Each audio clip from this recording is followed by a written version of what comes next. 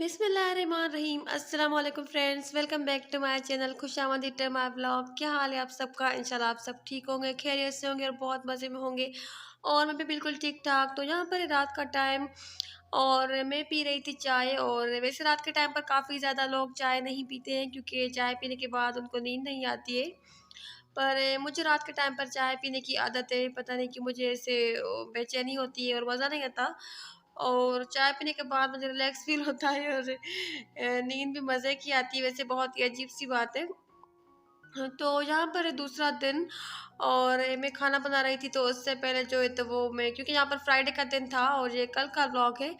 तो मैंने अपने हस्बैंड से पूछा कि क्या आप छल्ली खाएँगे? तो उन्होंने कहा कि जी हाँ, मुझे बनाकर दो, मतलब सेंक कर दो। तो उनके लिए मैं इसको ना थोड़ा-सा वो कर रही थी। और वैसे मेरे हस्बैंड काफ़ी सारी लेकर आए थे, शायद वो 2 किलो तो होंगी या 1.5 किलो होंगी, काफ़ी सारी थी 10 या 12। तो मैंने पहले दिन बनाई तो मुझे खाकर बिल्कुल भी मज़ा नहीं आया। क्योंकि जो जो बाहर बना कर सेल करते हैं ना, तो वो बनाते हैं जो लकड़ियों वाली आग होती है या कोयलों पर जो बनती है ना, तो उसका टेस्ट ही कुछ और होता है। और इस तरह से अगर घर में बनाई जाए तो उसका ना फिर इतना ख़ास कुछ मज़ा नहीं आता। और वैसे मैंने उसको चाट मसाला और लेमन वगैरह लगाकर खाई थी, पर फिर भी उसमें से ना वो मज़ा बिल्कुल भी नहीं था, टेस्ट ही नहीं था। जो कोयलों पर बनती है तो उसका टेस्ट बहुत ही ज़्यादा अच्छा होता है। और यहाँ पर मैं बना रही थी चने। और वैसे काफ़ी दिनों से ना बच्चों को आदत हो गई है और मेरे हस्बैंड को फ्राइडे के दिन हमारे यहाँ घर ना सुबह के टाइम पर नाश्ते में चने ही बनते हैं, क्योंकि फ्राइडे वाले दिन जो है ना, तो मेरे हस्बैंड घर पे होते हैं, उनका ऑफ होता है, वो घर में होते हैं।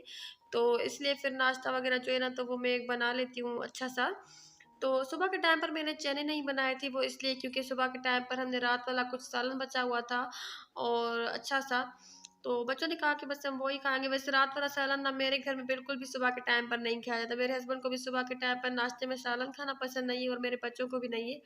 और मैंने 2 अंडे बना लिए थे, सालन भी बना हुआ था, मैं पड़ा हुआ था मेरे पास। तो बस उन्होंने वही खा लिया, हमने खा लिया। तो उसके बाद ना लंच में मैंने जब पूछा अपने हस्बैंड से कि क्या खाना है, कुछ बिरयानी बना लूँ या इस तरह का कुछ। तो बच्चों ने भी कहा कि चने बना लें और मेरे हस्बैंड ने भी कहा कि बस बिरयानी नहीं बनाए, वो कल दिन के टाइम पर खाई थी, क्योंकि 1 दिन पहले बिरयानी बन चुकी थी। तो फिर मैंने इसीलिए लंच में भी चने बना लिए और बहुत ही मज़े के बने थे। और मैं क्या करती हूँ कि जब चने को बॉयल करती हूँ ना, तो उसके बाद जो वो पानी बच जाता है ना, तो काफ़ी लोग उसको गिरा देते हैं, फेंक देते हैं। पर मैं वो क्या करती हूँ कि जब चने बनाती हूँ ना, तो उसी में वो पानी डाल देती हूँ, उससे उसकी जो ग्रेवी है तो काफ़ी थिक बनती है। और वैसे जब मैं चने सोक करके रखती हूँ भिगोकर, तो उसमें सोडा डालती हूँ ना, तो वो पानी में गिरा देती हूँ। जब वो अच्छे से ना बड़े-बड़े से हो जाते हैं ना, फूल जाते हैं, तो वो पानी में गिरा देती हूँ। और उसके बाद जब बॉयल करने के बाद जो वो पानी हो जाता है ना, थोड़ा-सा थिक बन जाता है, गाढ़ा हो जाता है, तो वो वाला पानी जो होता है ना, मैं चनों में डाल देती हूँ, तो उससे टेस्ट भी बहुत अच्छा बनता है, आता है और काफ़ी मज़े के बनते हैं। तो यहाँ पर मैंने दराज़ से कुछ ऑर्डर किया था और वैसे मुझे पहले पता नहीं था कि दराज़ से इस तरह की चीज़ें भी मिलती हैं, क्योंकि मैं लेती रहती हूँ वैसे काफ़ी सारी चीज़ें और माशाल्लाह से मेरा एक्सपीरियंस अभी तक तो अच्छा जा रहा है। तो कुछ दिन पहले हुआ यूँ कि मेरे पास ना वो खीर आई थी, पड़ोस में से किसी ने भेजी थी न्याज़ की। तो बड़ा ही अच्छा प्यारा ना मिट्टी का छोटा-सा वो बाउल बना हुआ था और उसमें खीर थी। तो मुझे बहुत अच्छा लगा, क्योंकि ना पहले काफ़ी टाइम पहले जब मेरी शादी भी नहीं हुई थी ना, या जब मैं छोटी थी तो देखती थी, तो पहले इस तरह से लोग ना खीर वग़ैरह कुछ बनाकर और मिट्टी के बाउल में बेचते थे, तो बड़ा ना वो अच्छा लगता था और टेस्ट भी पता नहीं क्यों ना उस चीज़ का ज़्यादा आता था।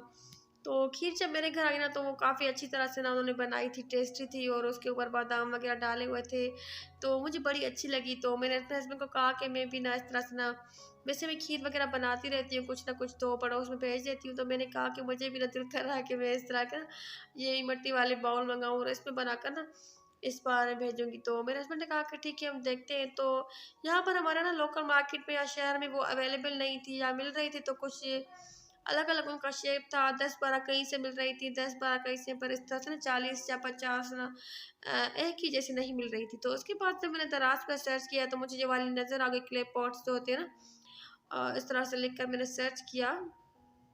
तो देखिए कितनी प्यारी है, छोटी-छोटी सी और सारे ही एक जैसी, इनकी शेप भी वैसे थोड़ी-सी छोटी है। मैं सोच रही थी कि थोड़ी-सी इससे बड़ी होती, खीर तो थोड़ी-सी ज़्यादा आती ना, इनमें तो थोड़ी-थोड़ी सी आएगी बिल्कुल। और वैसे जो 50 है, 50 पीसेज़ में बाद में मैंने काउंट कर लिए थे, तो मैंने वैसे इनको काउंट कर लिया था। और वैसे मेरे पास ना बिल्कुल सही सलामत आ गई हुई, और मैं सोच रही थी कि ऐसा ना हो कि रास्ते में टूट-फूट जाए और उनके टुकड़े-टुकड़े मेरे पास आकर पहुँचे। तो सारी सही थी, पैकिंग इनकी काफ़ी अच्छी की हुई थी, अपने देख देख सकते हैं। और मुझे जब मिली ये सारी ही 650 रुपीज़ की टीसी चार्जेस के साथ, मतलब 650 में ये अच्छी मिली है मुझे, इतनी ख़ास महँगी नहीं है। तो यहाँ पर मैं काउंट कर रही थी और मक्खी इतना मुझे तंग कर रही थी ना, वैसे मक्खियाँ बिल्कुल नहीं आती, और जिस टाइम मैं वीडियो बनाने बैठ जाऊँ ना तो बस वो बिन करती आ जाती हैं। और यहाँ पर जो है ना, तो वो मेरे बच्चे खेल रहे थे रात के टाइम पर, जिस टाइम मेरे हस्बैंड आते हैं ना तो वो उनको चीज़ें वगैरह लेकर देते हैं। तो कभी-कभी मैं उनको कहती हूँ कि आप फ्रेश हो जाएँ और खाना-वाना खा लें तो उसके बाद चले जाएँ, पर कभी-कभी क्या होता है कि जैसे ही मेरे हस्बैंड आते हैं ना तो बच्चे बस उनको अटैक कर लेते हैं, छोटे वाले। तो वो जैसे ही आते हैं तो वैसे ही कहते हैं कि ठीक है, मैं इनको थोड़ा-सा बाइक पर चक्कर खिलाऊँ, और ये देखिए कैसे चल रही है। वो ये ऐसे इस तरह से चल रही है कि जो छोटी जो इसकी बहन है ना, तो ये इस तरह से चलती है, क्योंकि ये अभी-अभी चलना सीख रही है ना, तो वो बड़ी भी इसको देख कर ना ऐसे ही करती है। तो यहाँ पर मेरे हस्बैंड लेकर जा रहे थे बच्चों को बाहर चीज़ दिलाने के लिए, और मुझसे पूछ रहे थे कि ये वाली लाइट क्यों नहीं जल रही? तो मैंने कहा कि ये वाली जो लाइट है ना, तो जो यूपीएस पर नहीं चलती, और लाइट ऑफ है तो ज़ाहिर-सी बात है यूपीएस पर जो है तो वो लिमिटेड लाइट्स है, सारे घर की नहीं है।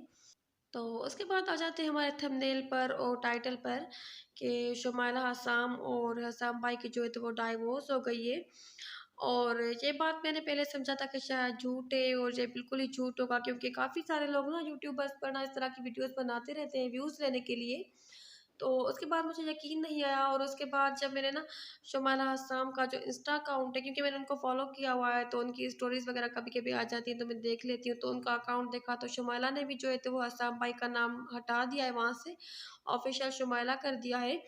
और हसाम भाई की जो भी पिक्चर्स वगैरह थी, उनकी फैमिली पिक्चर्स थी ना, मतलब जिस तरह से वो कहीं भी जाती थी तो वो अपलोड करती थी, तो वो सारी ही उनकी पिक्चर्स उन्होंने डिलीट कर दी हैं और स्टोरीज़ भी उन्होंने लगाई हैं कुछ इस तरह से। और हसाम भाई ने भी सारी ही जो शोमजी की पिक्चर्स थी शोमाला की, तो वो डिलीट कर दी, सिर्फ उनके पे अकाउंट पर उनकी जो बेटी है तो उसकी ही पिक्चर्स है। और हसाम भाई जो है तो वो काफ़ी इमोशनल है, और अपनी बेटी के लिए बहुत ज़्यादा अच्छे अच्छे से उन्होंने स्टोरीज लगाई।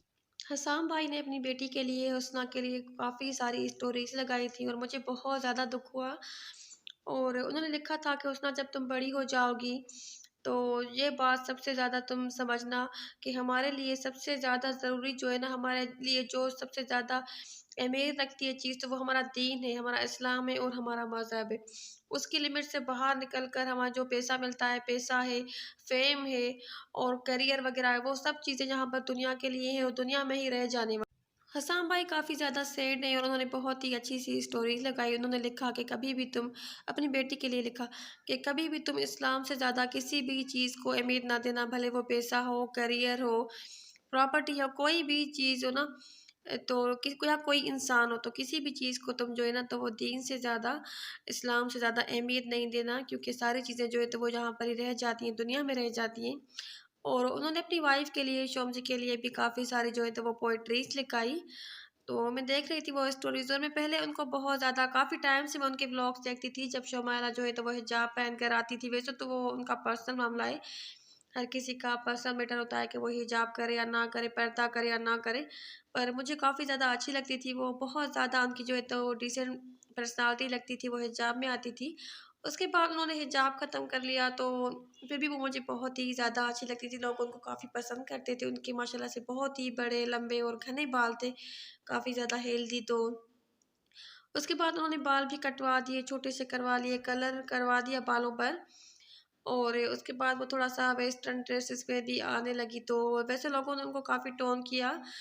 काफ़ी सारे जो उनके व्यूअर्स थे, जो उनकी फैन फॉलोइंग थी, तो उन्होंने कहा कि क्योंकि उनका जो पहले जो कंटेंट था तो वो पॉजिटिविटी की तरफ था, और वो लड़कियों के लिए, स्पेशल लड़कियों के लिए जो है तो वो मोटिवेशनल वीडियोस बनाती थी। सबसे जो पहले उन्होंने शुरुआत की थी ना, तो वो इससे ही की थी कि वो लड़कियों के लिए, जो लड़कियां घर में बैठी हुई हैं, सबसे पहले जो मैंने उनकी वीडियोस देखी थी तो वही देखी थी कि वो बताती थी कि वो लड़कियां जो घर में बैठी है तो वो किस तरह से, मतलब कोई बिजनेस वगैरह कर सकती है। मोटिवेशनल वो वीडियोस काफ़ी ज़्यादा बनाती थी, और अच्छी बनाती थी बहुत, कि लोग उनको ना आइडियलाइज़ करते थे।